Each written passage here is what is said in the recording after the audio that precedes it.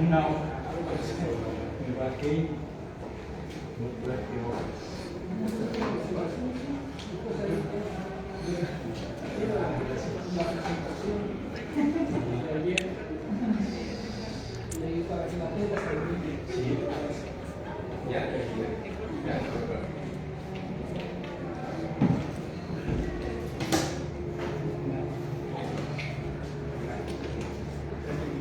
Muy buenas tardes, bienvenidos, bienvenidas a esta segunda sesión del seminario Memoria e Identidad, las celdas de Casa Libertad, un sitio de memoria. El día de hoy nos acompaña el doctor Luis Ariosto Mora Gutiérrez con una presentación que lleva por título, como pueden ustedes ver, el Sistema Penitenciario de la Ciudad de México y su vínculo con el programa PCER. Entonces, bueno, esto se ubica en una de las líneas de trabajo de todo el proyecto, que tiene que ver precisamente con la UACM regresa a las cárceles a través del programa PCER. Bueno, pues sin más preámbulo, todos aquí conocemos al profesor Ariosto, que ha sido, además de profesor de Cultura Científica y Humanística en el CENTEL, ha impartido los cursos en diferentes reclusorios de la Ciudad de México en el programa de PCER. Entonces, pues le agradecemos al profesor que nos acompañe, que nos dé este panorama del sistema penitenciario y su vínculo con el programa de PCER. Entonces, Luis, Gracias. Gracias, muy amable, Carlos. Bueno, como lo comenta el profesor Carlos Bravo, pensar en nuestro plantel como un sitio de memoria histórica no es pensar en lo que pasó hace unos años, también es pensar en lo que está pasando en términos del ámbito penitenciario y lo que puede pasar y cómo nuestra universidad se va a vincular con todo esto. Entonces les voy a hablar un poco de lo que es el sistema penitenciario en la Ciudad de México, de lo que es el PCER y de lo que me parece que podría ser como universidad algunos puntos para pensar. Entonces pasamos a la siguiente. El tema de pensar la cárcel ya tiene muchos años que se viene trabajando, ¿no?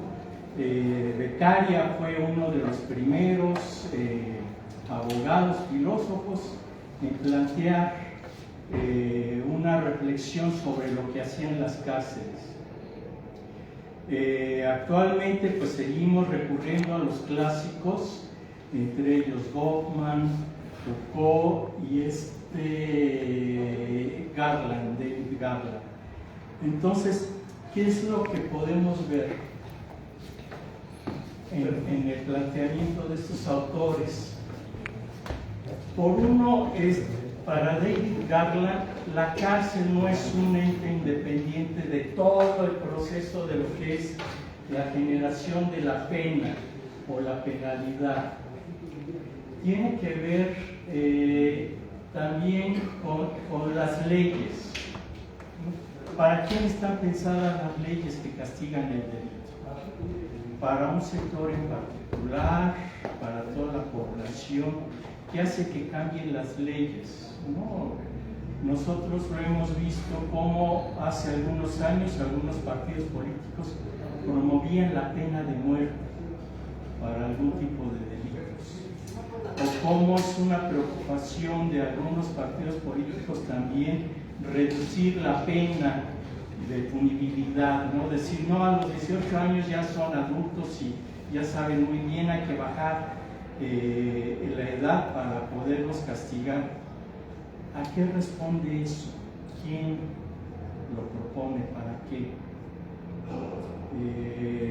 Lo que vemos ahora, como los delitos de cuello blanco eran menos castigados que otro tipo de delitos cuando las sangrías al erario son tan grandes por ese lado. Entonces hay todo un entramado que viene desde las leyes, los procedimientos, quién hace qué, a quién le toca hacer qué cosas, quién detiene, quién investiga, quién sanciona, quién establece una pena, quién va a cuidar y a vigilar al interno, discursos, ¿no? O sea, qué delito es más castigable o debe ser más castigable, quién es susceptible de ser ingresado en esta serie de ideas, cómo, quiénes, qué sección, qué sectores de la sociedad, ¿no? O sea,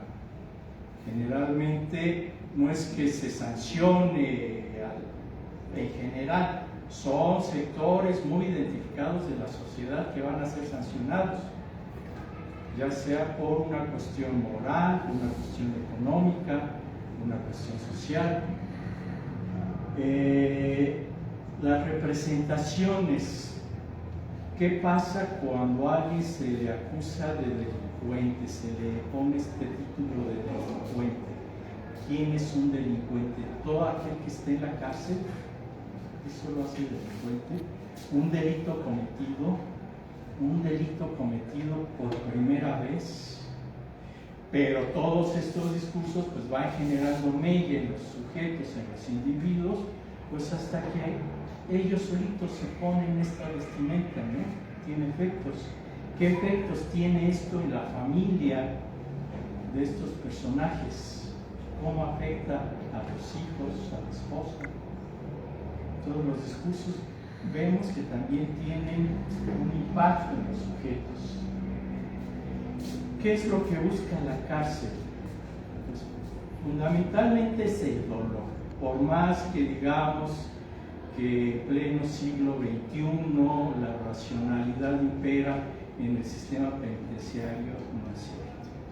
La carne sigue siendo el objetivo primordial a castigar, es el cuerpo. Imaginen tan solo que no reciban palizas, pero estar hacinados en un espacio minúsculo con 10 personas más, además 10 personas que no conocen, que para hacer todas sus necesidades básicas están ahí expuestos y a la vista de todos estos personajes, que para dormir muchas veces no tienen cama, que para comer no alcanzan o la comida está en mal estado o está mal hecha, que para beber tienen que tomar agua con cositas ahí bailando en medio del agua. Eso es la mortificación del cuerpo, ¿no? Y aparte, pues hablando de todas las zonas de castigo. Entonces, para David Garland, esto que llama penalidad es un conjunto de elementos que van a buscar principalmente castigar a lo que llamamos el delincuente. Dice, se aplica el dolor de manera discreta y negable. De manera discreta porque obviamente cuando alguien va a la cárcel no los ve golpeados, pero el hacinamiento, el frío, el hambre, la enfermedad, es violencia. Aunque a los mismos internos les parezca que es normal. La idea de un interno es, pues cometí un delito, estoy aquí, no tengo ningún derecho. Cuando el único delito que se les había extraído, aparte de la circulación libre por donde quisieran, era el derecho político a votar y ser votado. Ya en la Ciudad de México los internos pueden votar. Pero en la construcción del imaginario social estos personajes se ven a sí mismos sin derecho y por eso no les parece grave que estén en esas situaciones. Es discreta y negable, se puede negar y si la institución va a decir no, pues tienen sedas, tienen agua, tienen alimentos, tienen educación. Sí, pero es lo que debe de ser, es como debe de ser. Entonces, el aporte de David Garland, que es el más actual en relación a Foucault y a Goffman, pues es interesante, es importante. Ellos van a estudiar principalmente en la cárcel y los sistemas de reclusión en Occidente y en Estados Unidos. Para variar, el tercer mundo pues no tiene un discurso propio, se ha venido construyendo principalmente en Argentina, pero teóricos que tengamos que abordan estos temas, seguimos alimentándonos de ellos. No niego sus grandes aportes, pero es la visión desde Occidente. Goffman, lo que plantea Goffman es que la cárcel se vuelve el tema central de todos los que están dentro de ellos. Él habla de instituciones totales porque regulan nuestro tiempo, nuestra vida, nuestras actividades, con quién estamos, dónde estamos y de qué manera estamos. Hay una regulación absoluta de todo esto. Instituciones totales no nada más es la cárcel, es el ejército, son los conventos y monasterios donde está la gente en reclusión, son los hospitales psiquiátricos, son los hospitales, otros disponen de nosotros y eso hace que toda nuestra vida gire en torno a estar recluido de una forma o de otra.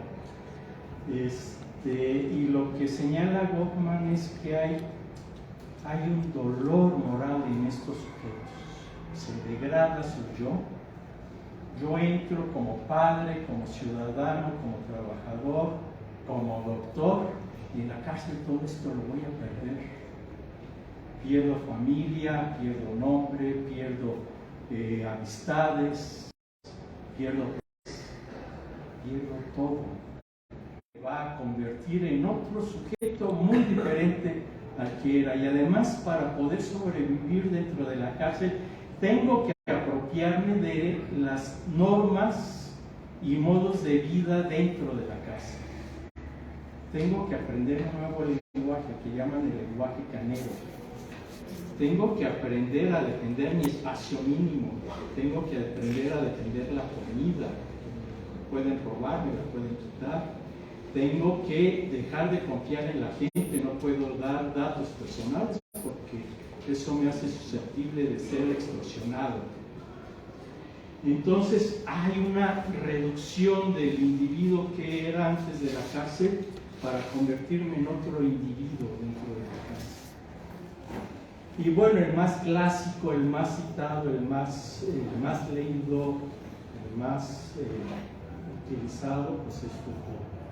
No, él hace el texto clásico es Vigilar y castigar. Entonces él va a hacer una historia de cómo pasamos de lo que era el llamado sistema penal al sistema disciplinario, de las sociedades penales a las sociedades disciplinarias.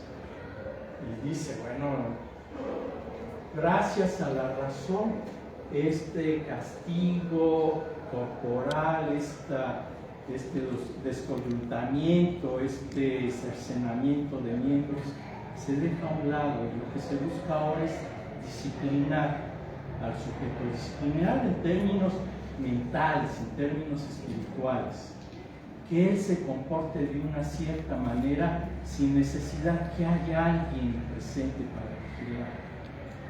¿No? De ahí retoma el concepto de panóptico de Bretton, en donde dice, bueno, pues un sujeto puede pensar que en esa torre hay alguien vigilándolo, puede haber o no, pero ¿qué va a hacer la disciplina? Pues le va a dar pautas de conducta porque siempre se sentirá vigilado. Mi impresión es que estos tipos de modalidades, la penal y la disciplinaria, coexisten en las cárceles de la Ciudad de México. Si es cierto, hay toda una intención de disciplinar al sujeto, tienen que, para obtener beneficios, para que se reduzca su tiempo de condena, tienen que asistir a la escuela, se imparte desde alfabetización hasta la universidad, tienen que asistir a talleres, tienen que asistir a terapias, tienen que hacer trabajo institucional, que puede ser desde lavar hasta hacer algún trabajo de oficina, dar clases, etcétera, etcétera. Pero eso no erradica el trabajo sobre los cuerpos. Eso no quita que siga habiendo castigos, que siga habiendo violencia física en la población interna. Cada vez más discreta, más sutil, sí, pero no se ha eliminado por completo. Entonces, mi impresión es que en México, en Latinoamérica, coexisten estos modelos. No es que hayamos pasado o hayamos rebasado a uno menos civilizado para pasar a uno más civilizado. Coexisten los dos. Pasamos. Entonces, una sí es muy importante, si les interesa, es muy importante recuperar estas lecturas, trabajar sobre ellas, porque nos dan herramientas de análisis para interpretar lo que sucede en estas clases. Les voy a comentar algunos datos sobre el sistema penitenciario en la Ciudad de México. Esto se obtuvo del Censo Nacional del Sistema Penitenciario Federal y Estatal del 2002 y de la Encuesta Nacional de Población Privada en Libertad, ambos del INEGI y ambos con información. Bueno, no siempre coincide la información y cifras, pero bueno, es lo de menos. Bueno, no es lo de menos, es parte de, porque vemos cómo datos básicos no hay consistencia en esto. Entonces, para finales de 1921, a nivel nacional había 220.420 personas internadas en algún centro de reclusión. 220.420 son los que estaban. Aquí lo que les digo siempre es, piénsenlo de la siguiente manera. ¿Cuántas personas son afectadas cuando un miembro de la familia pasa a ser encarcelado? ¿Cuántas familias dejan de tener un ingreso? ¿Cuántos niños dejan de tener un padre o una madre? ¿Cuántos padres dejan de tener a un hijo o un hermano? ¿Cómo afecta psicológica, emocional, económicamente? Podemos calcular los efectos de la persona internada por 3 o 4, porque afecta a todos. Una familia en México, que somos tan orgánicos, una familia va a hacer todo lo posible, o la mayoría de las familias van a hacer todo lo posible porque sus internos sufran lo menos.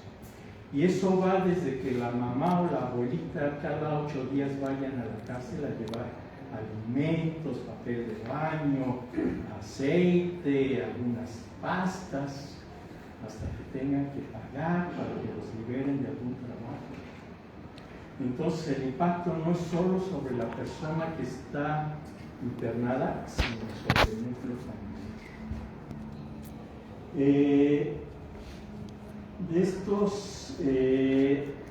De esta población total hay 219.027 adultos y 1.393 adolescentes.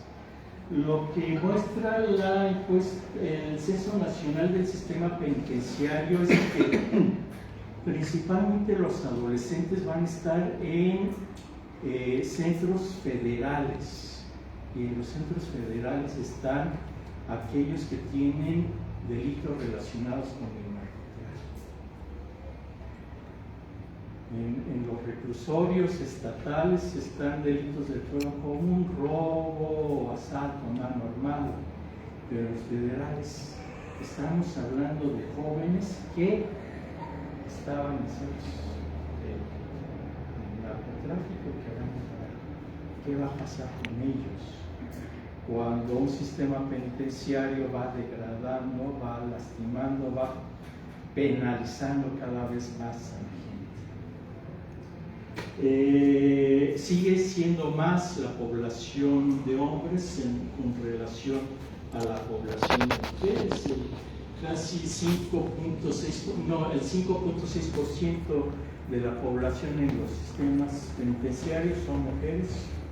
Perfecto, una mínima parte, pero ahí también hay un problema serio. Las que están en los penales federales también es secuestro y crimen organizado. De 2020 a 2021 hubo un aumento en el ingreso de gente en el sistema de reproducción nacional. ¿Qué pasa en la Ciudad de México? Tenemos 13 centros estatales, 13 centros de reproducción, de los cuales 6 son destinados principalmente a adolescentes o únicamente a adolescentes y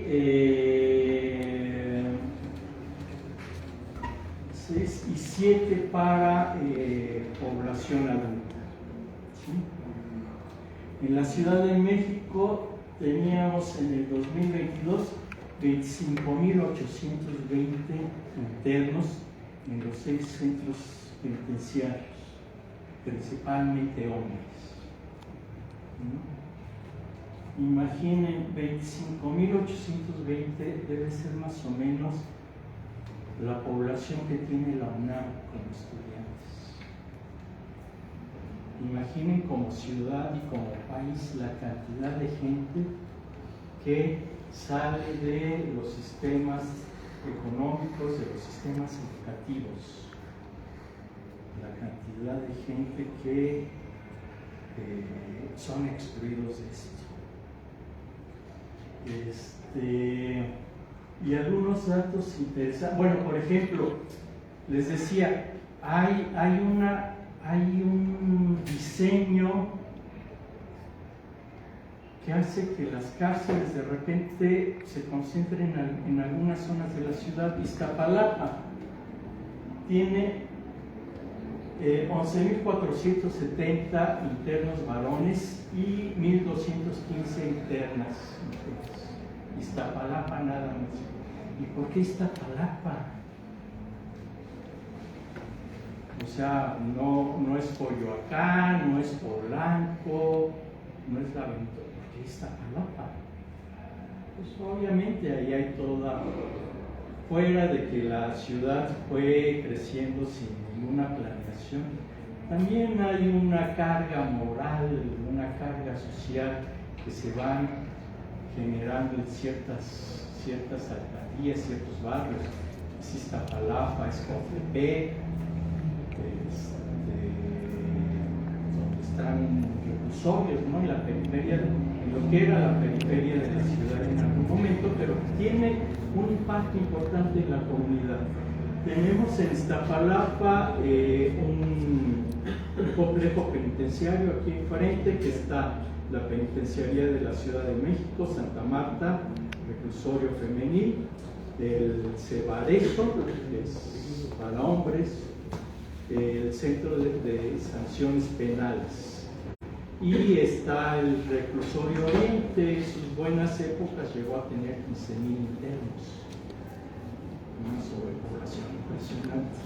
Entonces, esto también tiene un impacto y tiene una forma de verse de las comunidades que están cerca de estos centros. ¿Cómo me veo? ¿Cómo nos ven a Iztapalapa? ¿No? En nuestra propia comunidad de la universidad, esta sin Iztapalapa, no, por allá no voy porque me robo. Sí, se generan discursos sociales a partir de esto también. ¿Qué pasa? De la población privada en libertad, el 36.1% está en un rango de edad de 30 a 39 años. La edad en donde uno ya está tradicionalmente con edad laboral, haciendo toda una trayectoria laboral, profesional, construyendo familias, estableciendo los cimientos de la familia. Esta gente no lo puede hacer. Y después quizás si podrá hacerlo.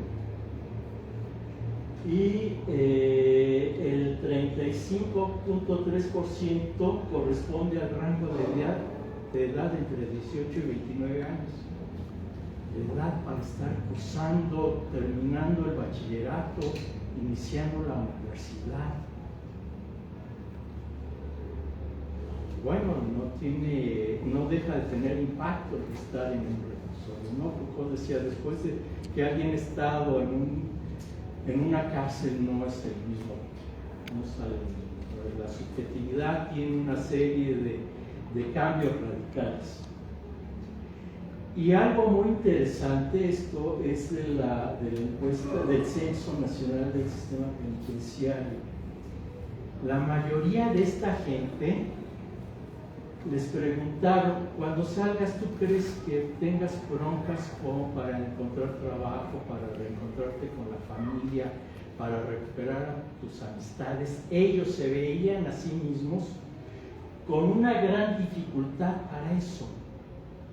No es que la sociedad les diga directamente: no, tú no vas a encontrar trabajo después de salir de la casa. Ellos se lo están diciendo. ¿Qué implica? Psicológicamente piensen en lo que implica eso. Yo de entrada ya estoy aplicando un mecanismo de autoexclusión. Si pienso que no voy a encontrar trabajo, ¿me voy a animar a buscar trabajo? ¿O con qué actitud voy a ir a buscar? Entonces, y en una sociedad tan clasista como es la nuestra, pues imaginen la suma de las partes. Entonces, bueno, esto es una parte de lo que es la población en el sistema penitenciario. ¿Cambiamos? Luego tenemos toda la normatividad, que de repente yo soy lego, no soy abogado, pero me parece un galantismo. Está la Ley Nacional de Ejecuciones Penales, la ley que establece cómo se va a llevar a cabo, quiénes, cuándo, de qué manera. Está este resguardo de los internos. Entonces, primero, define el sistema penitenciario como el conjunto de normas jurídicas y de instituciones del Estado que tiene por objeto la supervisión de la prisión preventiva y la ejecución de sanciones penales. O sea, alguien que está en proceso de juicio y que después pasa, es ya declarado culpable y que pasa a las cárceles. Tiene que ver con quién lo cuida, cómo está resuelto.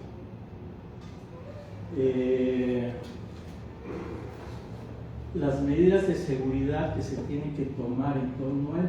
Y dice, todo esto está basado sobre la cuestión de los derechos humanos. Que nos interesa respetar los derechos humanos. La promoción del trabajo de quienes están en la cárcel, que aprendan a desarrollar un oficio, una profesión. La capacitación para el trabajo, la educación, la salud y el deporte como medios para lograr la reinserción. O sea, respeto a los derechos humanos, el trabajo, la salud, la educación, para lograr la reinserción. Y luego ellos definen qué es la reinserción. Y dicen, restitución de pleno ejercicio de las libertades. O sea, uno se dice, ya ni siquiera hablan de derechos, restitución de los derechos, dice restitución del pleno ejercicio de las libertades. ¿Y qué es eso? La restitución de las libertades.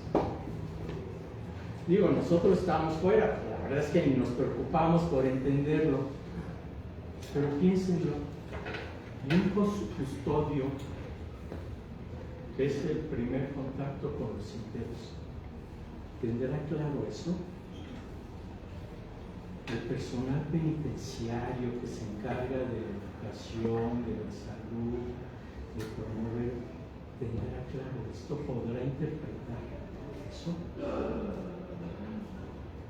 Institucionalmente a mí me parece delicado, porque si yo, que soy una persona, que estoy dentro de una institución pública, no me queda clara cuál es la función de esa institución,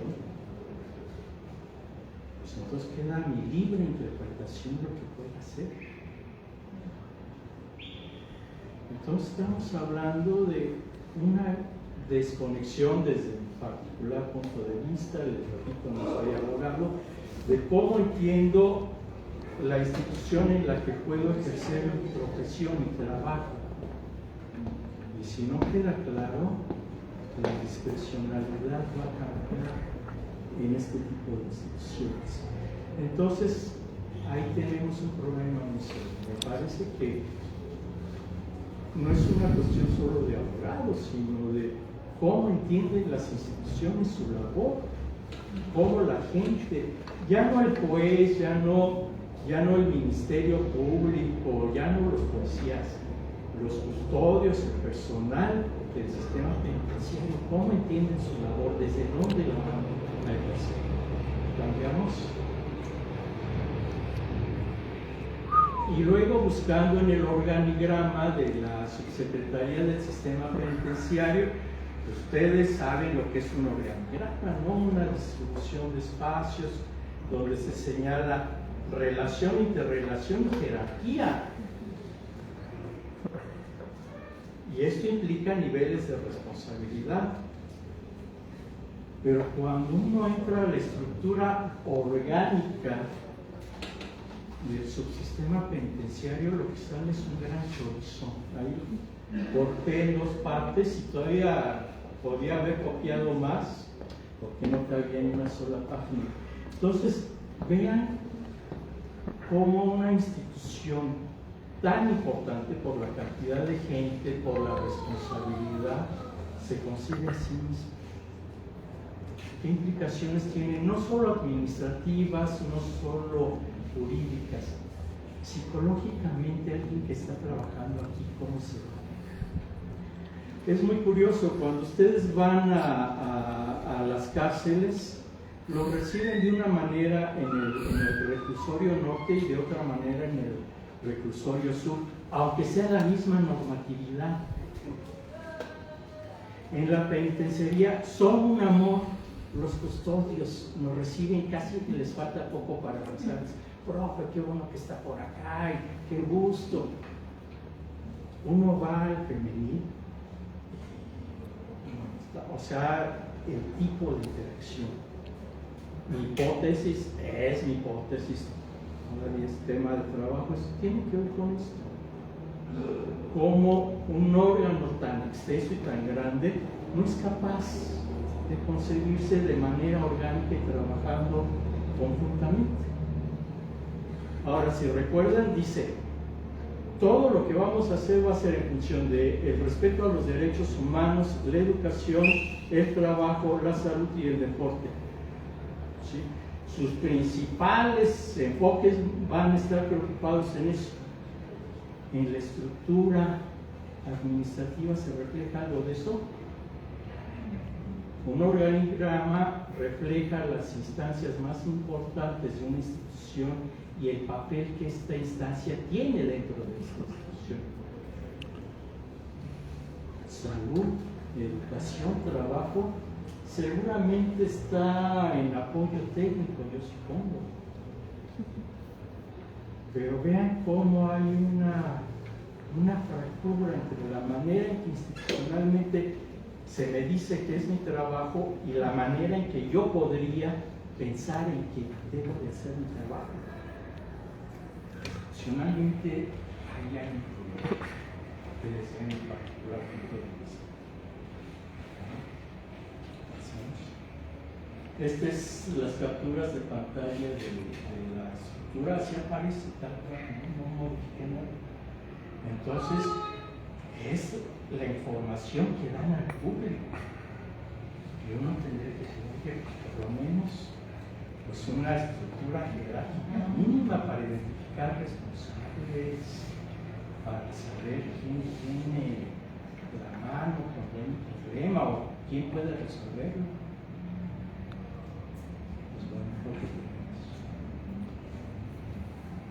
Entonces vemos que en las cárceles de la Ciudad de México todas aquellas acciones institucionales están encaminadas a la reinserción social. Cuando esto de reinserción social tampoco es muy claro. O sea, ¿cuál es la función de la cárcel? ¿Qué busca realmente? institución penitenciaria. Fuera de mantener aislados del resto de la sociedad, que no puedan ir de un lado a otro, lanzarse para un puesto público, para eso los demás lo pueden realizar en su público, ¿no? Entonces, ahí hay una concepción con ciertas características institucionales, que en este caso, por ejemplo, me parece que los que estudian ciencias políticas y administración urbana pues podrían tener un buen tema de investigación, ¿no? ¿Cómo se conciben las instituciones?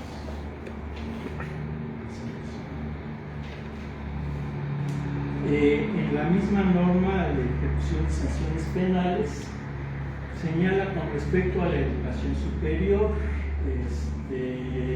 corresponde a la institución penitenciaria en la Ciudad de México establecer las condiciones para que en la medida de lo posible, los internos que lo requieran completen sus estudios. Entonces uno dice, una persona que está interna está bajo custodia del Estado, y el Estado debería tener una política que diga, bueno, vamos a trabajar en esta ciudad, pues como son las escuelas, enseñar la lengua, los valores cívicos, los valores patrios, sí, es un mecanismo de control, sí, es un mecanismo de control, pero todos están metiendo, es parte de. Pero y en el sistema penitenciario, entonces, ¿quién decide qué? El problema es que finalmente esto recae en el caso de los compañeros universitarios guasemitas, recae sobre las ganas que ellos tengan, el deseo que tengan de estudiar. No es necesariamente la difusión, la promoción de que estudien una carrera. De hecho, a veces la institución penitenciaria lo complica y los otros internos lo sabotean, ¿no? Entonces, cuando vemos esta parte institucional, que a mí me parece interesante, que se le deja al libre albedrío de, pues si yo soy interno, soy hábil, me sé mover, pues yo puedo conseguirme un trabajo en el call center, gano dinero, gano prestigio. Call center, pues son los centros de extorsión que existen casi todos los centros penitenciarios. Déjenme decir que nuestros universitarios tienen alta demanda. Les dicen, tú sabes hablar, se te da muy bien el rollo, sabes convencer a la gente, porque pues es parte de lo que van aprendiendo. Ellos de repente es así, no me tientes, Satanás, ¿no? Porque pues tienen, ¿no?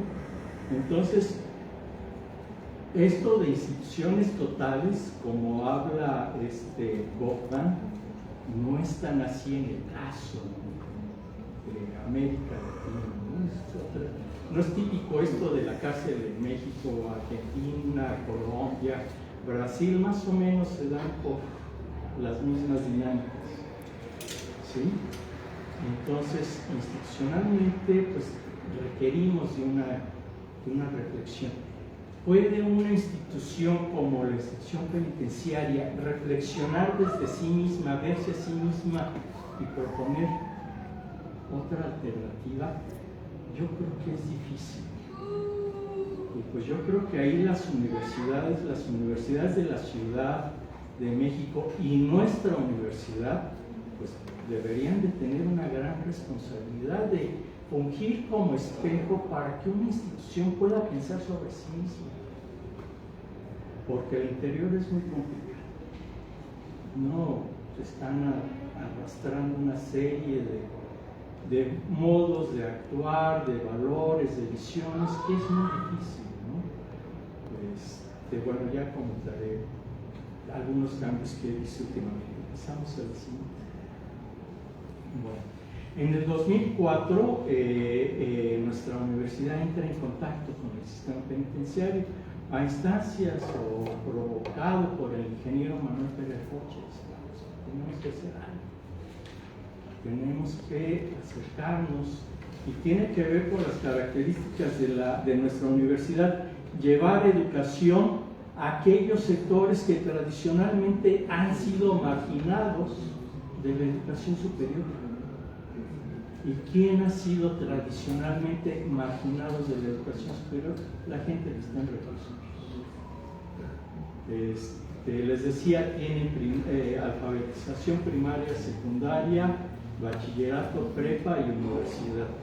Un problema, yo lo veo como problema del sistema educativo en el sistema penitenciario, es que la mayoría de las clases las da un interno. Solo, no me acuerdo si es bachilleres o CONALEP, mandan profesores para dar clases.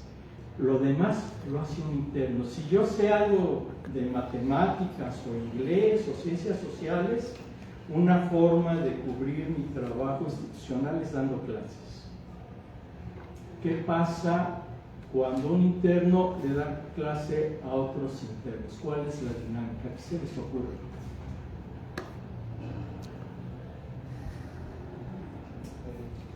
¿Qué pasa cuando ustedes se ponen a actualizar a un grupo de amigos en el tema que no les cae de todo el 20? Pues hay confrontación, ¿no? Pues hay confrontación, o se ponen a platicar de otra cosa. Pues es como nosotros, ¿qué le vamos a querer? Es un sistema endogámico en donde no es que sean malos maestros, hay muy buenos maestros de estos sistemas, muy buenos, pero la dinámica institucional en donde a través de toda la serie de valores que se desarrollan, primero me hacen dudar de los demás.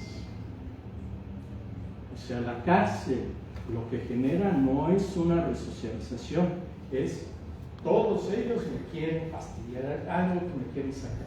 Es la dinámica carcelaria. Tengo que dudar de los demás para poder sobrevivir. 2, tengo que moverme en un sistema de jerarquías en donde si yo me muevo como alguien que las puede, pues voy a ser más respetado, se me van a facilitar las cosas. Entonces, pues, no tengo que creerle a la maestra. Entonces es un problema complejo esto de la educación en cárceles. ¿Por qué nuestra universidad ha tenido tanta aceptación por parte de los internos? Porque es llevar el afuera adentro de las cárceles. Es llevar lo que sucede en la ciudad, en el país, en el mundo, al adentro de las cárceles. Ahí se rompe la centralidad de la cárcel de la que habla Goffman. Y que para un chico empezar a hablar de lo que sucede en el ámbito político, ecológico, económico, de salud, es como llevarlos a otro mundo. ¿Sí? Entonces, nuestra universidad empieza el acuerdo, se genera un convenio de investigación, de trabajo conjunto para llevar educación superior, desarrollar investigación, difusión de la cultura y extensión universitaria. ¿Sí? ¿Qué es difusión de la cultura? Se llevaban conciertos, talleres de creación literaria, obras de teatro, se repartía el material que genera la universidad, se llevaban jornadas de salud que les hacían salud visual, de VIH-Sida, o sea, todo. Y bueno, pues eso ha ido decreciendo, ¿no? Pero es parte de lo que hace nuestra universidad en los centros de reclusión. Pasamos a la siguiente.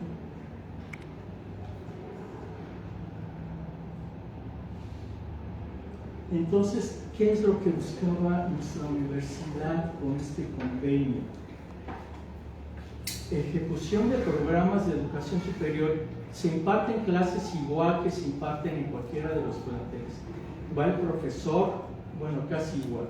Llevamos las antologías, todos los materiales que van a trabajar los estudiantes, llevamos las antologías para que no tengan que batallar, y se imparten los mismos programas de estudios que en cualquier plantel extranjero.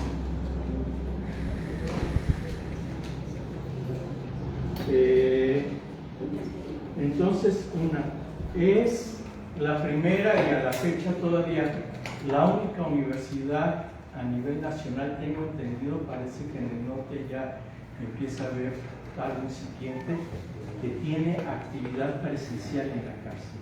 Sí, se han titulado gente de la UNAM, de Poli, de la UAM, pero son estudiantes que llevaban ya muy avanzada su tesis o estaban en un último grado de estudios y les facilita y se han titulado. Pero en nuestra universidad empiezan igual con con ICA y después ciclo básico y ciclo superior. Es la única universidad que tiene este y que nos parece que es muy importante que sea presencial. Ha habido otros proyectos, otras propuestas de educación a distancia, de educación no presencial, pero no funciona lo mismo.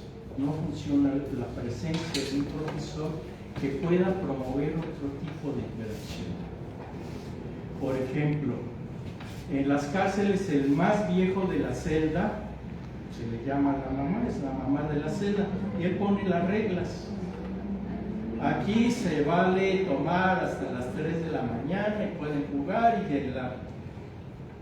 o tienen que ponerse a azar o no pueden tomar o a las 10 se apagan las luces y se respeta lo que él dice. ¿Qué sucede en el aula universitaria?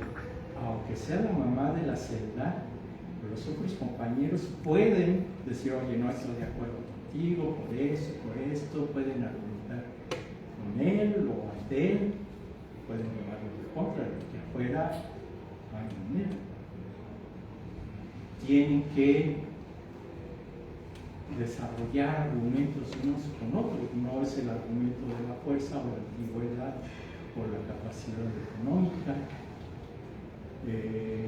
Tienen que ser tolerantes, pueden no estar de acuerdo, pero un desacuerdo, una desavenencia afuera, hay muchas maneras de resolverlo. En el aula no. En el aula tenemos que hablar, que razonar, que argumentar, y en todo caso, sí, pues no estoy de acuerdo, ya me pongo, pero no pasar de ahí. Afuera del aula es otra dinámica. Entonces, la presencia de la universidad ha ido cambiando. En una investigación que hicimos hace 15 años, nos hablaban, cuando saben que estoy en la universidad me empiezan a decir, estás en la universidad, si afuera no lo hiciste aquí, ¿para qué lo haces? Estás loco, estás mal, o sea, tú nada más por quedar bien con las autoridades. Había una crítica a los compañeros. Ahora me dicen, bueno, sí todavía hay algunas críticas, pero ya les parece normal a otros internos que estemos en la universidad y ya no hay este rechazo absoluto a nosotros, ya hay una tolerancia. Es algo que nuestra universidad empieza a generar. O como decía un estudiante, es que mi mamá me decía, es que tú ya estás hablando en raro, ya no te entiendo. Desde que estás en la universidad ya hablas de una manera muy diferente. Sí, aprendemos a argumentar, se enriquece nuestro vocabulario, se enriquece nuestro mundo de preocupaciones y de reflexiones. Ya no hablamos solo de la cárcel, la centralidad que desde pasamos. En el 2005 inicia el PECER solo en 2 centros, en la penitenciaría y en Santa Marta, en el femenil de Santa Marta. 2005, 12 y 18 estudiantes. Para agosto del 2022 se han otorgado 1,036 matrículas. Ojo, son los estudiantes que se inscribieron en la universidad.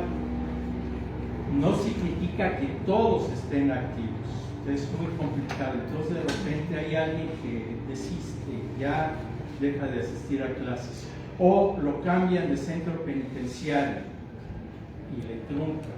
o lo mandan a un penal federal, ya no tiene opción, o lo mandan a castigo a los zapangos. Quién sabe cuándo lo volveremos a ver. O les entra el carcelazo, que es como le llaman a la dispersión. Dejan todo, ¿no? O simplemente pues ya no les llama la atención. Entonces, pero hay 1036 matrículas. Se han entregado 95 certificados de terminación de estudios, principalmente en Derecho, que es la carrera que tiene más rating en los centros penitenciarios. Se han titulado 40 universitarios. Si aquí afuera titularse es complicado, adentro hacer la tesis, ustedes lo han visto, ¿no? De repente están atrás de los profesores, profe, quiero ser mi director de tesis, un semestre ahí firmándoles una carta en blanco, le prometo que voy a ser su esclavo. Y luego, pues cada cuando ven a los profes y las revisiones y las correcciones, ahora búscate este libro y ahora este autor y esta bibliografía que es lo último de lo último y está bien bonito. Trasladen eso al sistema penitenciario, a las cárceles. Un profesor generalmente va 1 o 2 semestres al sistema penitenciario y luego nos movemos de plantel. Hay una buena norma que nos obliga a cambiarnos, no estar más de 3 semestres seguidos en un centro penitenciario, pues, para no generar cierto tipo de vínculos. Uno también se vuelve parte de la prisión. Y eso me parece muy acertado, pero tenemos la bronca entonces cuando vuelvo a ver al profesor. Y además, si va a ir a verme a mí solamente para hacer la tesis, si el profesor está, no sé, en Del Valle y yo estoy en el reclusorio norte, 2 horas y media de ida, 1 hora y media de trabajo, 1 hora y media de regreso, para ver a un estudiante. Entonces, es muy complicado, pero es muy meritorio por el lado de los estudiantes y de los profesores que han logrado titular a esos estudiantes. Es toda una universidad. Y tenemos que han colaborado un total de 375 profesores. Un problema que tenemos actualmente, al inicio EPC trabajaba principalmente con profesores de tiempo completo. ¿Qué nos permite esto? Una, que si estoy en mi centro de trabajo como Casa Libertad, pues puedo ir a Santa Marta, al Cebarezo, a La Peni, me queda cerca, puedo dar asesorías, puedo dar tutorías, puedo hacer revisiones de tesis. No tengo ningún problema en continuar trabajando. Si soy profesor de asignatura ya tengo un problema porque a los profesores de asignatura se les paga exclusivamente para dar la clase, no para dar asesorías. No está considerado ni siquiera. Entonces el problema de que se haya desbalanceado eso, que ahora sean más los profesores de asignatura que los de tiempo completo, genera una problemática muy seria. Si un estudiante quiere tramitar una beca o una constancia para su expediente, si recurre al profesor de tiempo completo, con algo de suerte les podremos explicar. Pues que tu familia se meta al sistema con tu número de cuenta, tu matrícula, hace línea de trámite o que hable a becas y que pregunte. El profesor de asignatura, pues por supuesto no tiene por qué saber esto. Ahora, hay profesores de asignatura muy buenos, muy comprometidos. Tenemos egresados de nuestra universidad que han trabajado en PC y que les permite eso, porque son muy comprometidos. Pero genera un problema tener más profesores de asignatura. Y bueno, en el semestre pasado se abrieron 4 grupos. De los 7 centros penitenciarios se abrieron 4 grupos de nuevo ingreso. Se dieron 126 matrículas. ¿Sí? Ahí hay toda una estrategia. Hay muchos chicos que están interesados, pero que no tienen los papeles, no tienen su constancia de bachillerato. Implica que alguien vaya y haga el trámite por ellos. A veces se acepta y si no entrega, pues se les da. Pero no la tienen fácil. Entonces, la situación de ellos, la situación que no siempre tienen familia. Es igual el sorteo, se hace el sorteo y quien sale afortunado se inscribe al PECER. Entonces, pues se ha venido dando esto en los recursos. Pasamos al siguiente. Bueno, de algunas investigaciones, ¿qué es lo que hemos identificado? Para el chico o la chica que está en reclusión, ser universitario le permite decir, por ahora dejo a un lado la camiseta de interno o interna y me pongo la camiseta de universitario.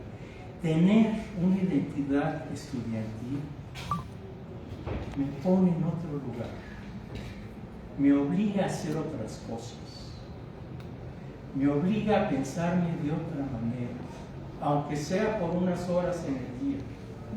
Pero esto implica un reformatearme. Foucault decía que una posibilidad de reinventarnos como sujetos es hacer de nosotros una obra de arte porque nosotros actuamos sobre nosotros mismos, una obra única, no repetible con otros, una obra que yo decido cómo la. Entonces, la identidad universitaria en contextos de reflexión permite pensarme de otra manera, me desarrolla otras habilidades. Algunos de nuestros estudiantes, aunque sean que son las mamás del dormitorio, les dicen, pues ahora aquí todos tienen que ir a la escuela, ¿no? Y tienen que obedecer. O, chavos, hasta las 10 la fiesta, porque hay que madurar, etc. Y esto se transmite, y esto otro interno puede verlo y decir, yo también quiero ser así. Es lo que genera una identidad universitaria. Otra es que la familia me empiece a ver de otro modo. Después sí. Tenemos experiencias de chicas, de chicos, que a partir de que son universitarios, su familia los considera para tomar decisiones importantes del núcleo familiar, aunque sean los más pequeños. ¿Por qué? Por la idea de que son universitarios, tienen una visión más amplia del mundo, tienen más elementos para tomar decisiones. Y entonces, oye, pues que vamos a comprar, vamos a abrir un negocio, ¿cómo ves? Y esto para ellos los pone en otro nivel. Ya no soy la oveja negra o el hijo que falló, la hija que falló. Es alguien que puede invitar a la familia. Les permite significarse. Es bien bonito, ¿no? Una estudiante decía, es que mi mamá ahora me pregunta qué hacer ante estas situaciones. Y yo era la más chica, ni me consideraban. Se sentaban todos en la mesa de la cocina a platicar, a discutir, y yo por ahí ni me consideraba, ahora ya me consultan. Es verse de otra manera. La idea, salir del reclusorio, saben que salen con una etiqueta. Esa etiqueta es muy difícil de quitar. Pero también saben que salen con otra etiqueta. Estudiantes universitarios, abogado, politólogo. Esa etiqueta los coloca a sí mismos ante la sociedad de otra forma. Entonces, eso es muy importante. Los coloca ante sus papás, ante la esposa, ante los hijos de otra manera. Y orgullosamente dicen, bueno, pues miren, mi hijo ya recuperó los estudios y ahora estamos viendo quién saca mejores calificaciones, y viene y me trae sus calificaciones y yo le entrego mis trabajos. Son muy dedicados a pesar de que no tienen todo el tiempo disponible. tienen poco tiempo disponible. Tienen que trabajar, ir a terapias, hacer actividades institucionales, lavar su ropa, hacerle comer, etcétera, etcétera, etcétera, y estudiar. Yes. Pasamos a lo siguiente.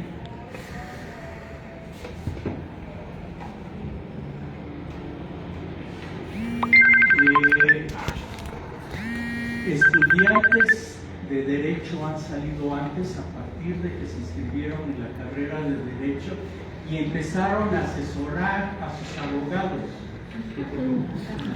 Les decían, no, tienes que meter esto y en este juzgado y este juez es así asado, tienes que... Lograron reducir sus sentencias, lograron bajar antes.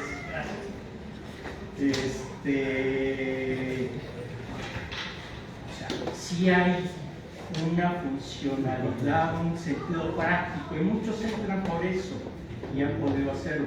Después se enganchan con otras cosas, el sentido de ser universitarios, de estar en una universidad pública, la responsabilidad como ciudadanos, la responsabilidad como profesionistas.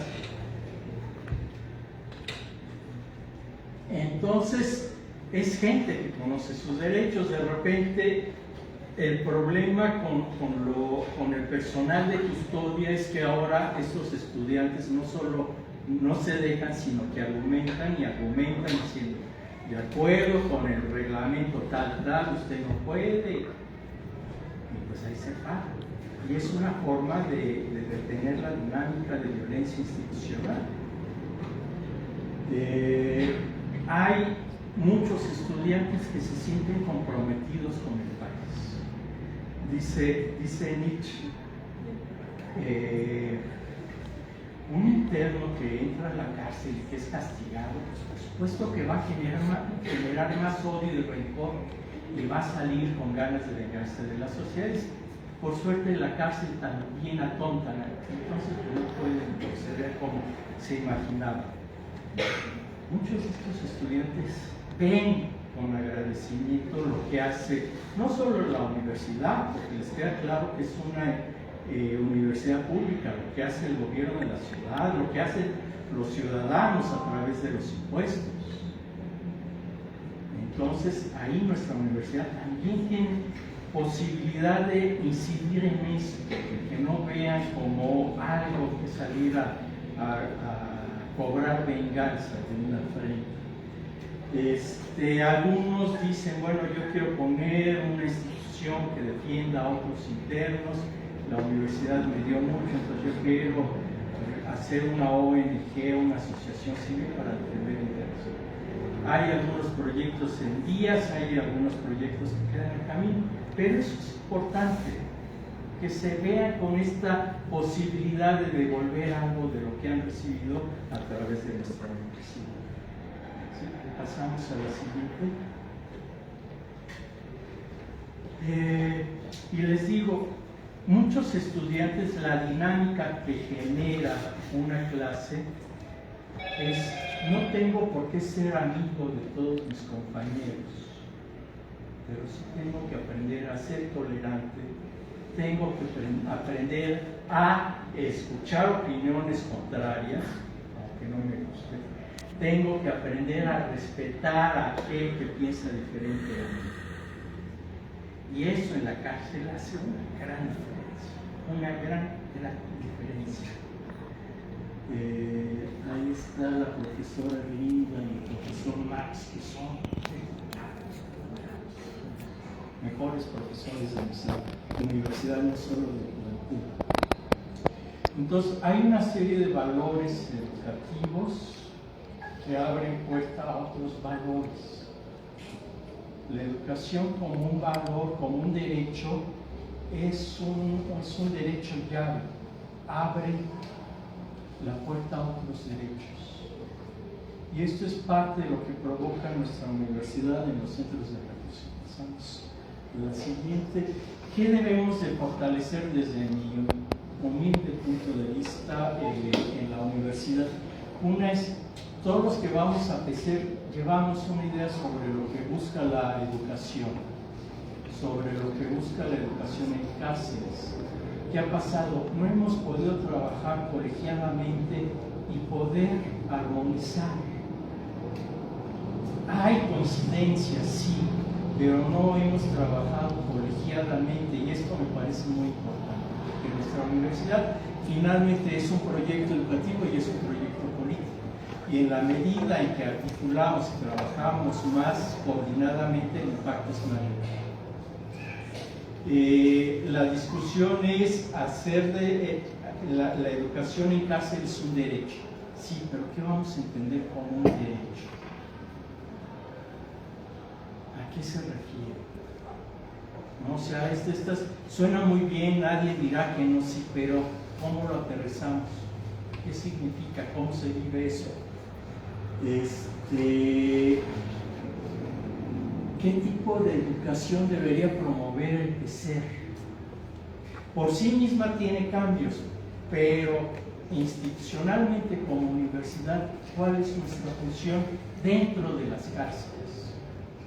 Reinsertar, resocializar, seguir en este juego de los o buscar otra cosa, pensar en otra oportunidad, otra posibilidad que tenga la educación. ¿Qué prácticas como estudiantes y docentes se dan que podamos compartir con otras universidades? La ventaja de ser la primera universidad que hace esto en nuestro país es que nos permitiría apoyar, orientar, trabajar a otras universidades que se han acercado y lo han planteado. Y les ahorramos mucho tiempo de aprendizaje y trabajamos colegiadamente, colectivamente. Esto se ve mucho en Argentina. Argentina tiene un sistema de trabajo interuniversitario que intercambia muchas experiencias, muchas. No solo los profesores producen dentro de las cárceles en Argentina, los estudiantes tienen proyectos editoriales, proyectos de radio, proyectos de videos y hacen unas cosas maravillosas. Y esto es, creo, lo que necesitamos sentarnos a pensar colectivamente. Y la otra es, hemos visto al sistema penitenciario como una institución antagónica a lo que hace la universidad.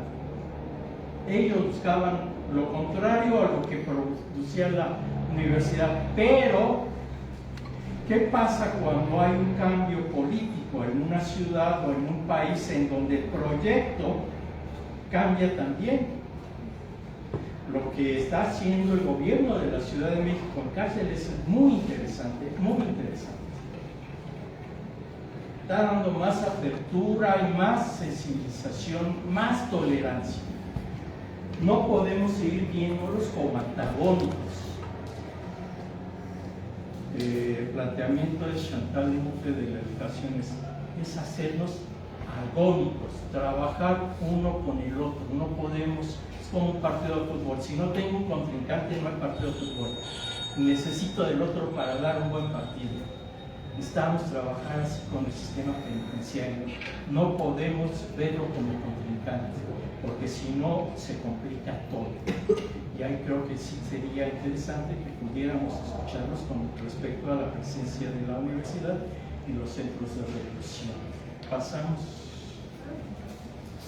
Con respecto a qué puede hacer el docente, el estudiante en las cárceles, la verdad es que hay un mundo por hacer. Ya sea desde servicio social, prácticas profesionales, investigación por el lado de la docencia, documentar, poner en blanco y negro qué efectos tiene la presencia de la universidad en cárceles. Ya se hizo una investigación, sí, pero es una investigación de hace 15, 17 años. Ha cambiado mucho. Tanto la cárcel como la universidad, como nuestra práctica. ¿Qué efectos tenemos? Hay que actualizarlos, poner en blanco y negro. Eso no se ha hecho. Establecer el modelo de educación en reclusión, o sea, este modelo que trabajamos, ¿Qué podría retomar de lo que se hace en Latinoamérica o de las actividades que hacen en otros estados? En Guadalajara, en el ITESO y en la UDG tienen unos programas de servicio social maravillosos y clásicos. Unas cosas padrísimas en psicología, filosofía, no sé, no me acuerdo qué otras carreras, pero son unas cosas bien bonitas, formativas para los estudiantes y que enriquecen mucho la vida de una cárcel. Modelos no occidentales de justicia y castigo. Se cita mucho a Carlos Lenkendorf, un antropólogo chileno que trabajó con los Tofolabá. Cuando hay un delito en la comunidad, se rigen por usos y costumbres, no los mandan a la cárcel. Una es de este grupo, no existe el yo en su lenguaje, no existe el yo, existe el nosotros. Yo hablo para que tú me escuches, no hablo para escucharme a mí y oír qué cosas tan bonitas, hablo para que tú me escuches. Cuando hay un delito, cuando hay algún incidente, ellos dicen, la culpa no es nada más de quien cometió el delito, la culpa es de la comunidad. No vimos, no escuchamos, no estuvimos al pendiente.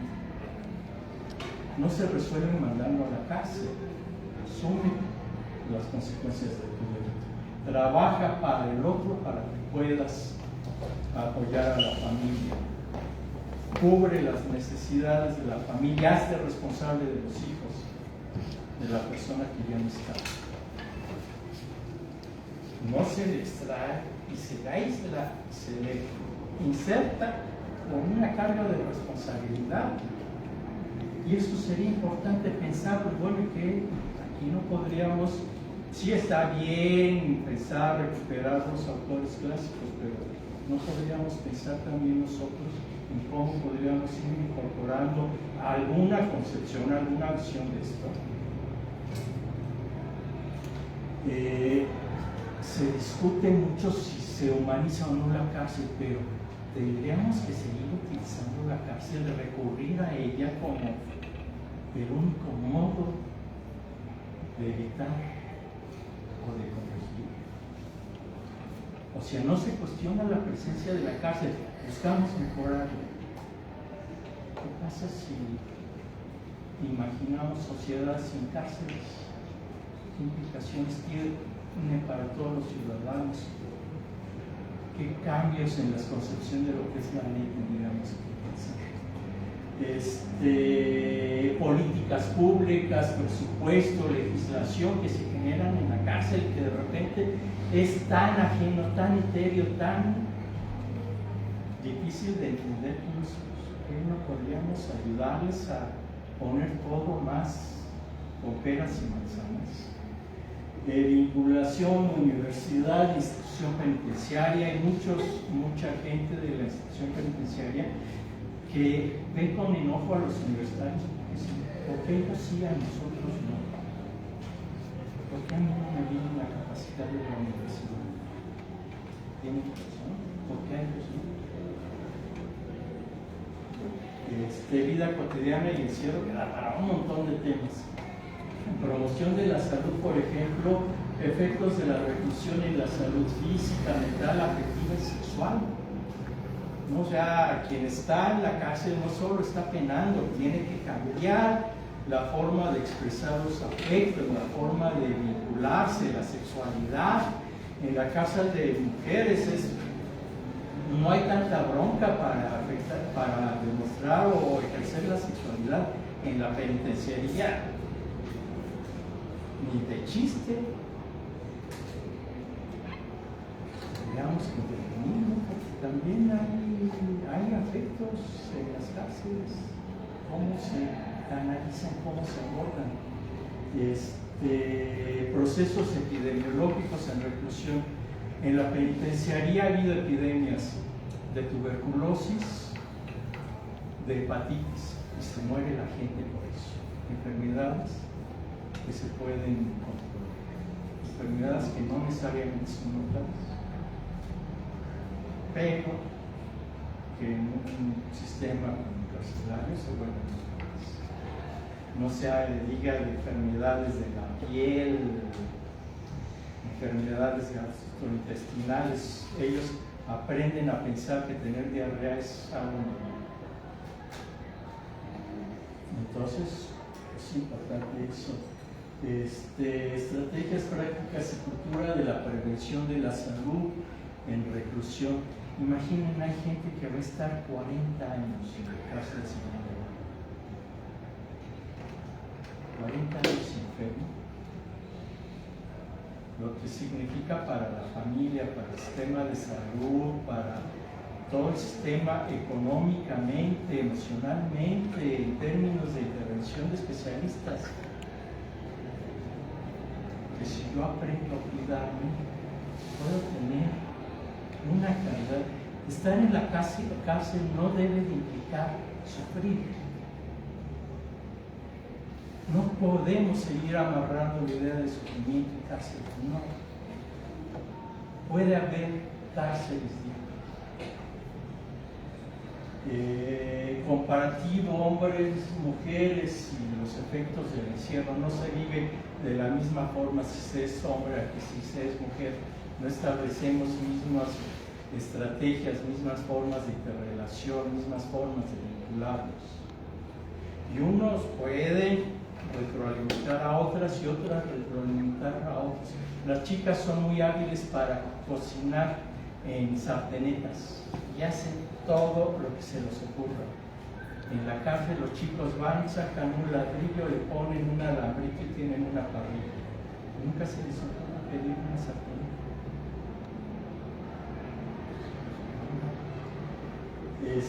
Vida cotidiana y cielo. Filosofía, ya lo comentamos alguna vez, ahora con estas corrientes de filosofía práctica, consultoría filosófica, gimnasio filosófico, filosofía para niños. En las cárceles de mujeres hay niños hasta los 6 años. Hay talleres de filosofía para niños a partir de los 6 años, que no fuera de la cárcel, obviamente, que no se podría trabajar con ellos. Los compañeros de filosofía e historia de las ideas, arte y patrimonio cultural. Algo muy característico de la cárcel era la artesanía canera, carcelaria. Había un mercado muy interesante, es un mercado en Estados Unidos y en Europa muy bueno. Aquí se ha perdido todo eso. Los compañeros de arte y patrimonio no podían trabajar con ellos para enseñarles técnicas, nuevas modalidades, nuevas concepciones de la artesanía, generar cadenas de distribución, que aprendan a administrar un negocio. De eso vive mucha familia. El principal trabajo en las cárceles es el de las artesanías. Pero es la artesanía que se vende y una buena parte es para el consumo diario y otra partecita para comprar material. No es eficiente eso. Entonces, hay un montón de trabajo que podría hacer la universidad en las cárceles, como estudiantes, como profesores, como institución. Pero como se decía al principio, está la máquina. Una querida profesora decía, la cárcel es un tema importante, pero siempre marginal. A todo el mundo le preocupa, pero es hasta lo último que se deja y se tira. Ya es un problema que sucede en todo caso. Y bueno, ya estamos sobre el tiempo, perdón, la hora y media. Entonces, ¿les parece si damos 5 minutos? Bueno, no sé. Sí. No sé si tengan... Bueno, bibliografía clásica está Foucault, Garland, Goffman y Pavarani y Melosi. Eso, si quieren introducirse al tema de las cárceles, tienen que leerlo porque aporta mucho. De las investigaciones que se ha hecho en la universidad, está esta de sentidos, creencias y percepciones, la consiguen en internet, es del 2009, no, ya llovió, ya es otra cosa. Todavía hay cosas interesantes e importantes, yo tuve que ver con ella. Y luego está la otra del 2013, condiciones y retos que enfrentan el estudiante universitario externado. Los que salen de la cárcel, qué problemas tienen para incorporarse al estudio, al trabajo, a la vida familiar. Y luego la tesis de doctorado, la construcción de la identidad universitaria en cárcel. Por supuesto que hay mucho más material aquí en nuestra universidad, realizado por profesores. En México, la UDG, el TESO han generado mucho material. En Argentina, así diario producen un montón de cosas muy interesantes y importantes. Entonces, información hay. Entonces, ¿les parece si damos unos minutos para preguntas, respuestas y comentarios? Sí, adelante, preguntas, comentarios.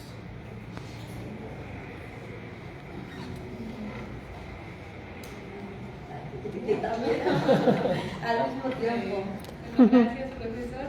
Es muy interesante justo si contraponemos nuestro caso latinoamericano con estos superpaíses, ¿no? Nórdicos, por ejemplo. Justo recién veía un documental donde hay una cárcel completamente ajena al imaginario que tenemos nosotros, ¿no? Una cárcel donde no hay barrotes, donde no existen celdas, donde existe mucha comunidad, donde los propios internos se preparan sus alimentos, conviven, platican, o sea, algo de verdad, pues sí, inimaginable, ¿no? Entonces justo pensarlo parece imposible, ¿no? En nuestro propio escenario, y siento que sí, súper complicadísimo y casi imposible, pero ¿de qué forma podemos hacer imposible posible, ¿no? Entonces, también me pareció muy interesante cuando menciona sobre el aspecto epidemiológico. O sea, si de por sí la pandemia nos vino a afectar a todos de muchísimas formas, o sea, replanteémonos de qué forma les afectó a ellos, ¿no? O sea, estar en un encierro y ahora, o sea, la pandemia siento que también vino a mover muchísimo tantos aspectos y creo que vino a complicarlos aún más, ¿no? Entonces, pues sí, me quedo con muchísimas nociones, inquietudes también sobre cómo poder, desde nuestras propias trincheras como estudiantes, y eso me gusta también, pensarlo también como estudiantes, porque pensamos que nada más los profes, ¿no? Son los que se encarguen de dar clases en los reclusorios y ya, no, sino cómo nosotros también nos podemos inmiscuir en este tema tan importante, ¿no? Para nuestra sociedad. Gracias. Las Islas Marías, originalmente el proyecto de las Islas Marías era una cárcel sin muros, donde estaban los internos con sus familias, tenían huertos, podían transitar libremente por toda la isla, y era otra forma de pagar el castigo. Obviamente no había manera de salir de la isla, hasta que después vienen políticas, se hacen de la isla, de las Islas Marías, un centro federal de alta seguridad, y se rompe con todo eso. Ahora se vuelve un sitio un poco como lo que está haciendo el profesor Carlos, de la memoria histórica. Ahí estuvo José Revueltas. Entonces, esta posibilidad de repensar los lugares es muy importante.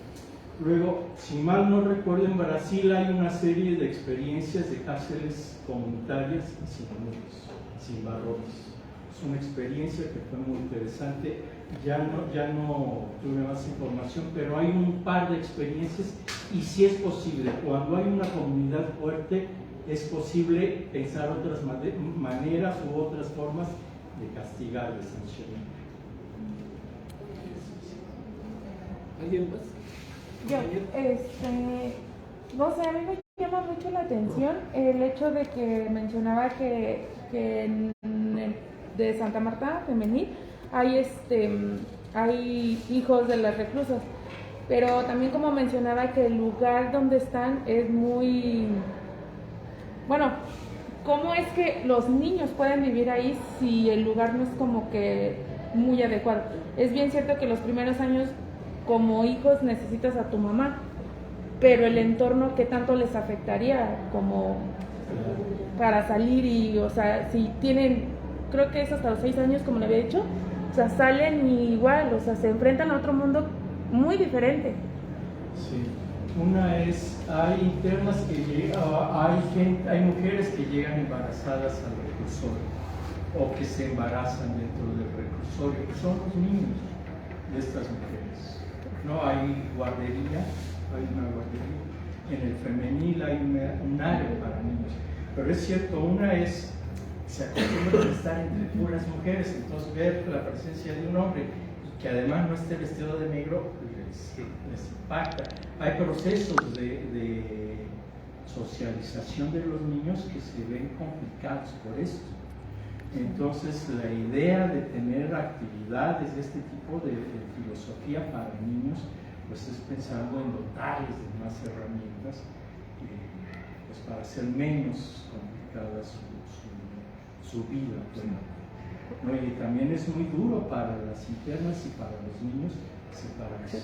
No es nada más, pero es hasta cierta edad y después viene alguien o se van al sistema de los niños. Es terrible. ¿Alguien más? Maestro, gracias por lo que nos comparte. De lo que dice ella, he leído un poquito. Hay una fundación, una ONG que se llama Reinserta. Su presidenta se llama Sakia Niño de Rivera. O no sé cómo se escriba el nombre, pero sé que se apellida Niño de Rivera. Y en su fundación ha hecho lo siguiente. Lo principal lo realizó aquí en la cárcel que está sobre la Tepozanes. No recuerdo el nombre, pero está sobre la Tepozanes, antes de llegar a la Partitlán. Ahí ella ha experimentado lo siguiente. Lo primero es pintar el espacio, hacerlo, hay fotografías de color rosa, que el piso sea otro, que los colores de las bardas sean más familiares, que se evite el rojo y el blanco. Esta presidenta de esta fundación tiene como objetivo hacer lo menos difícil pasar la existencia de esos niños ahí. No todos llegan hasta los 6 años, dice ella. Hemos encontrado niños hasta de 9 años, porque las madres mienten, porque los quieren ahí o porque no hay quien se haga cargo de ellos. Pero hay, lo que leía maestro, es que hasta el 2019 no hay una regulación general para decir que hasta esta edad pueden estar. Hay estados donde están hasta los 4, hasta los 6, a veces hasta los 2 años. Depende de la regulación, depende de la presión de la persona, de la familiaridad que tenga con las leyes y de lo que pueda pagar. Es que creo que ya eso se está grabando. Quería preguntar primero eso, ¿no? Yo la otra vez que vine aquí dije que tengo la boca muy larga. O sea, todo esto es un sistema muy que a veces no queremos ver, pero que existe. Yo di clases ahí, en uno para jóvenes. Entonces, ahorita que lo escucho a usted, si eso es así, nada más que más agresivo, más fuerte, más delicado. Uno de mis alumnos me decía, maestro, es que usted se va, ¿no? Y yo me quedo. Yo ya no le puedo contar más cosas como las que usted a lo mejor pudiera y quisiera ahorita, ¿no?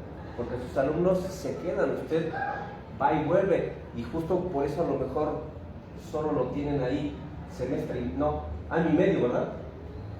Año y medio, y se va rolando para no generar vínculos. Otra cosa que hace esta chica es proporcionar dinero para la educación de los chamaquitos. Y ella invita para que quienes estudian y quieran hacer su servicio social se integren al trabajo con ella. Ajá. Me parece que los ha llevado a la estancia infantil que está aquí en la de mujeres, pero del otro lado se llama Amalia, la estancia infantil se llama Amalia Cárdenas de Solórzano o algo así. Igual puedes, si estás interesada, contactarte con ella. La fundación, repito, se llama Reinserta. cierta, y decía que ella ha ido acompañando también como muchos procesos jurídicos, porque dice que estamos, a diferencia de los países nórdicos, atrasados. Y bueno, aquí ya nada más, con esto termino, pues es que esos países ven el cuerpo de otro modo, piensan de otro modo y lo conciben de otro modo, a la manera que como nosotros lo aprendimos, ¿no? O sea, el cuerpo es un tabú allá, pero de otro modo, y quizá no se castiga ni se percibe como nosotros lo aprendimos, ¿verdad? Bueno, así no nos enseñaron a pensarlo a nosotros los antropólogos, ¿no? Hasta ahí, maestro. Hay muchas organizaciones que realizan trabajo en cárceles. Esta de Reinserta, hay una que se llama, creo que Polemón. O sea, hay muchas asociaciones que hacen diferente tipo de trabajo, que trabajan con niños, trabajan con mujeres, las asociaciones religiosas. Pero el tema es, estamos en una universidad, se están formando, tienen conocimientos, son hábiles en una serie de acciones, pues tendríamos que aprovechar nuestra propia comunidad para intervenir de ese modo, ¿no? Entonces sí, no es lo mismo, por ejemplo, igual con respecto a las cárceles, no es lo mismo una cárcel en Estados Unidos, que ha cambiado completamente. Si pueden, vean,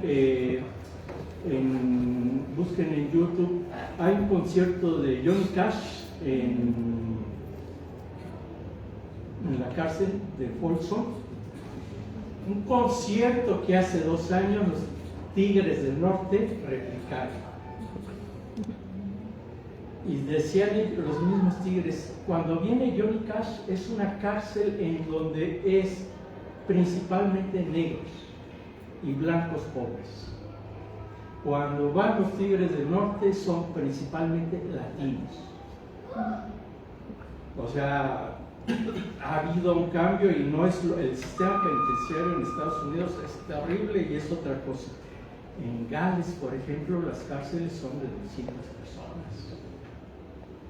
El director conoce a cada chica, les habla por su nombre y les habla de usted. O sea, en términos institucionales, señorita Jiménez, ¿cómo nació? ¿Cómo va de su curso tal y tal? En términos de relación, te ubica en otro lado a que llegas y te tratan con nuestro lenguaje tan peculiar aquí en México, que lo mismo usan los internos, pero también el personal penitenciario. O sea, y son formas de institucionalización que habría que analizar y ver el impacto, ¿no? Entonces, creo que nosotros como universidad tendríamos, ya que tenemos esta puerta abierta, tendríamos que aprovecharla más. Me parece que no hemos aprovechado al 100 esta posibilidad y marcar un precedente externo. Bueno, pues ahí más. A ver, una última pregunta o comentario. Bueno, esos dos. Adelante, por favor. Bueno, a ver si no pude estar en toda la conferencia, pero yo sé que cuando hay personas recluidas pierden sus derechos civiles, o sea, dejan de ser ciudadanos, les quitan su credencial de elector, inclusive si están firmando ellos no tienen su credencial de elector. Entonces, este derecho a la educación creo que se multiplica al perder todos los demás. No sé si voy bien o me regreso, usted me dirá. Entonces, nosotros como comunidad universitaria, la idea es de, como usted dice, de formar un precedente. Y me viene aquí a la mente el hecho también de que los profesores nos han permitido a nosotros expresarnos de distintas formas. Yo comentaba, nosotros nos dejaron, profesor Bravo, la profesora Emilia, nos dejaron aprobar sus materias con obras de teatro. obras de teatro donde tocábamos temas. En el caso del profesor Bravo, tocamos el tema de todo el curso en una obra de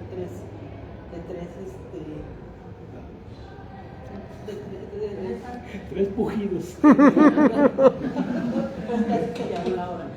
Entonces, retomando lo que usted decía, nosotros como comunidad, muchos compañeros tienen la facilidad de transmitir los conocimientos, pero también otros compañeros podemos tener la sensibilidad de transmitir sensaciones, situaciones de manera artística. Entonces, nosotros dentro de la universidad también participamos en proyectos estudiantiles que nos daban un presupuesto para llevar a cabo estos proyectos. Nosotros también estuvimos haciendo un proyecto de marionetas donde se puede transmitir mensajes a través de las marionetas, y nosotros dimos varias funciones fue en el 2018, inclusive a la estancia que todavía estaba, dimos funciones y cuentacuentos ahí, estuvimos en kioscos, y la última función que dimos fue en diciembre pasado, no que pasó, la anterior. Esa fue la última función que dimos con marionetas. Entonces, partiendo de esto, nosotros sí podríamos también transmitir todas estas vivencias que hemos tenido y que ustedes como profesores nos han facilitado y la institución nos ha facilitado para poderlo transmitir a su vez a otros espacios. Y entonces imagínense, yo estoy viendo o yo estoy escuchando que los niños, tienen niños allá, ¿por qué no poder llevar teatro, canto, cuentacuentos, inclusive títeres, ¿no? Y transmitir el conocimiento a través de los títeres o a las internas o a los internos a través del teatro. Entonces yo creo que serían herramientas que tenemos aquí y que podríamos desarrollar allá. Entonces, aquí en la universidad cada semestre se da teatro, cada semestre hay baile, y los compañeros que se inscriben salen con una noción que podrían desempeñarse dentro de estos reclusorios, porque no nada más sería la penitenciaría aquí, sino, ¿no? Entonces yo creo que también podríamos por ese lado transmitir el conocimiento y sobre todo hacernos partícipes de su recuperación como comunidad lo hacemos. Eso es todo. Gracias. Sí, aquí lo que dices, Claudia, es tenemos lo de proyectos estudiantiles que nos dan un recurso para materiales, elaborar muñecos, escenografía, y el convenio que tiene la universidad es dar clases, realizar difusión de la cultura, extensión universitaria, y ustedes entrarían en difusión de la cultura o en extensión universitaria. Si es una lata, sí. Es difícil, sí. Pero pues la idea es, si no lo intentamos, que buscar la manera de, y creo que es una muy buena experiencia trabajar con los compañeros y con la población de los centros penitenciarios. Hay en la penitenciaría hay un grupo de teatro penitenciario. Hacen unas puestas en escena geniales. Ya se reactivó, la universidad está trabajando con ellos, vamos a ver si hay posibilidad de que se organice algo para el plantel y puedan ir a esta obra de teatro. Vale la pena, pero nunca sobra nada en el sistema penitenciario. Todo lo que se pueda llevar es bien recibido.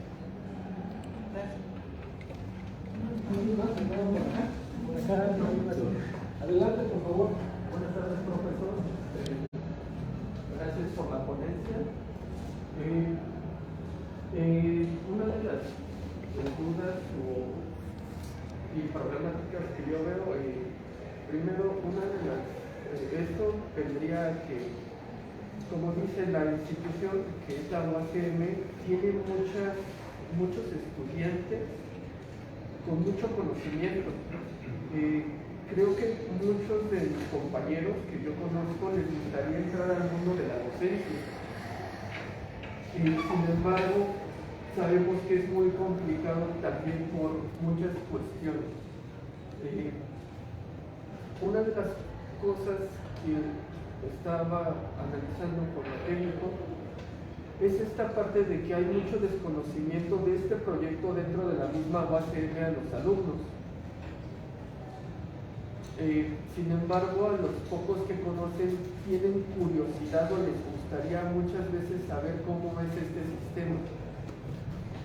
Algo que me gustaría saber o cómo se podría integrar es la parte de,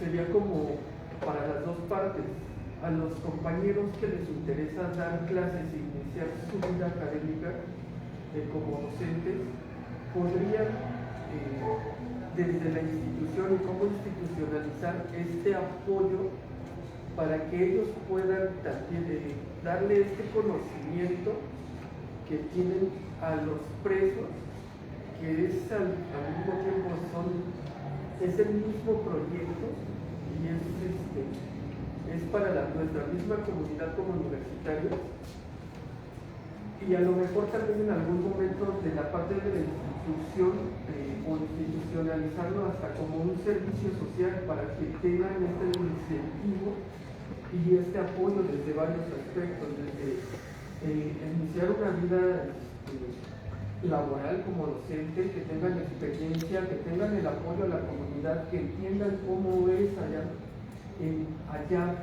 afuera y adentro, y cómo también nosotros de parte del servicio social podemos entregar esto a la misma sociedad, que es una de las problemáticas que tenemos. Nada humano nos es ajeno, y cómo podemos regresar esto a estas personas. Pues esa sería como la pregunta que se podría hacer. Me parece que es un poco lo que planteaba Claudia, la idea de los proyectos estudiantiles, que es una estrategia para trabajar con la comunidad, pensando en la comunidad, pues la comunidad que está en los centros penitenciarios, que puede ser desde círculos de lectura, o sea, hay temas en las diferentes carreras que pueden ser muy complejos. Yo más o menos domino un autor, una corriente, una teoría, puedo organizar círculos de estudio como una manera de hacer extensión universitaria con los internos.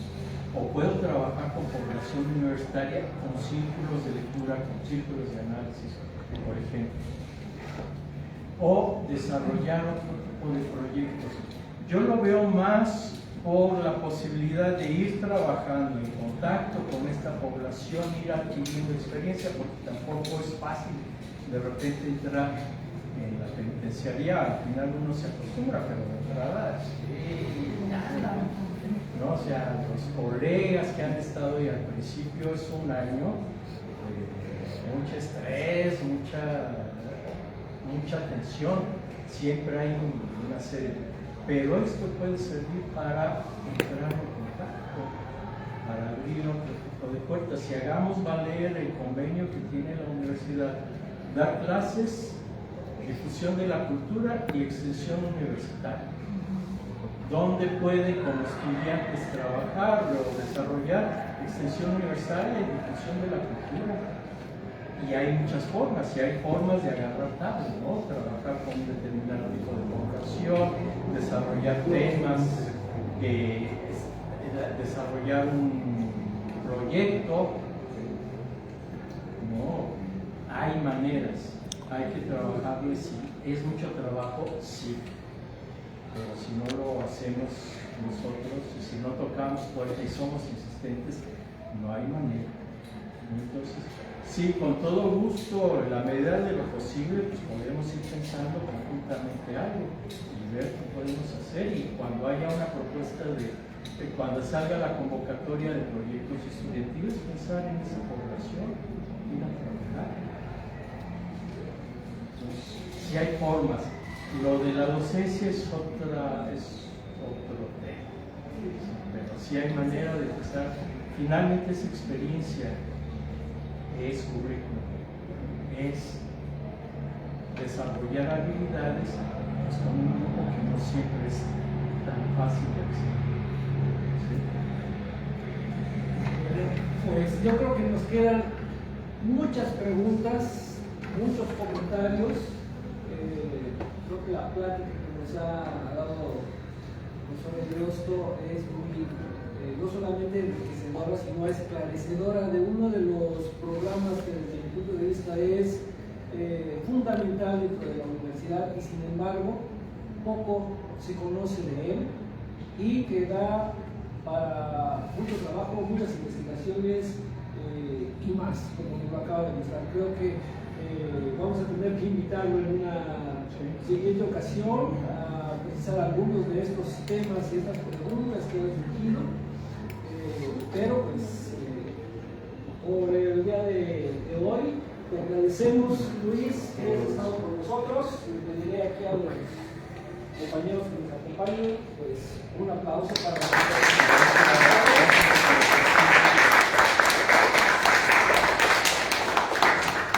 y le hacemos entrega de un pequeño diploma de reconocimiento. Muchas gracias por su participación y para que te entretengas. no se aburra y tenga pensamientos. Muchas gracias. Muchas gracias.